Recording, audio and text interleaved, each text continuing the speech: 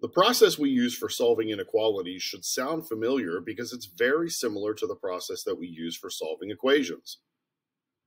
We should try to isolate the variable as much as possible, hoping that all terms will dissolve away from the same side as the variable, leaving us with a simple single inequality at the end. Here we have a situation where we're going to want to distribute and eventually combine the x's that are already on the same side of the equal sign. The first parentheses gives us 8x minus 16. The second parentheses gives us 10x plus 12. And that will remain less than negative 22. The 8x and the 10x will form 18x. The negative 16 plus the 12 will make negative 4. And we'll finish by adding 4 to both sides, leaving us with 18x is less than negative 18. Dividing both sides by 18 leaves us with x is less than negative 1. Remember, if we want to graphically represent all of the possible solutions of this inequality, we locate negative 1 on a number line, and we shade to the left as all of the solutions are less than negative 1. Careful not to fill in the circle, as we do not have an equal to as a part of our final inequality. In this example, we're going to have to do the same thing we did with equations with variables on both sides. We're going to have to choose a side for the variable and move all of the other terms to the other side of the inequality symbol. I'm going to choose the left side for the variable. If I choose the left side, I'm going to add 14v to both sides. Negative 6v plus 14v is 8v. There's another plus 8. And the negative 28 is still there. I'm going to subtract 8 from the left of the inequality. Now I'm just down to a regular two-step inequality.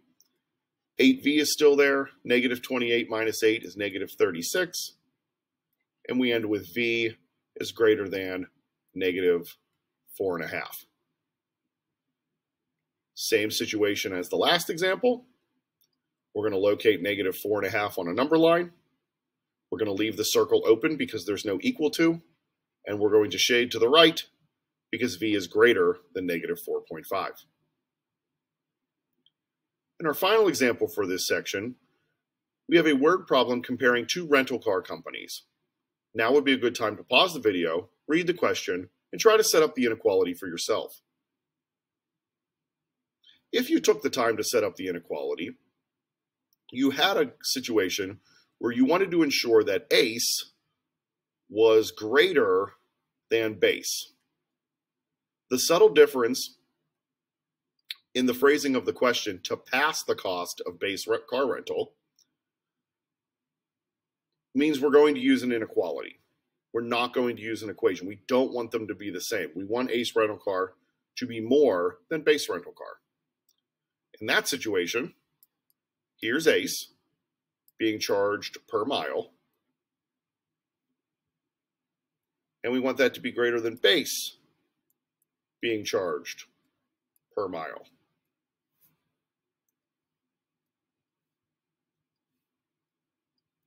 We have variables on both sides of the inequality, so we'll choose a side for the variable. I will eliminate 0.05x from the base side and from the ace side. At the same time, we might as well get rid of the 38. We know that that's going to need to go to the other side of the inequality. And we're left with 0.05x is greater than 4. Dividing in order to finish the question, and we're left with x is greater than 80. Careful with the phrasing of the question. Determine how many miles you must drive for the cost of ace rental car to pass the cost of base car rental. If that's the case, then we want to make sure that we go up to the 81st mile. 80 miles is where we will get equal. 79 won't be enough. We want to go up to the 81st mile. If we can drive parts of a mile, we simply need to go somewhere above 80. So something like 80.01 would even work. That's when representing this on the number line might be helpful.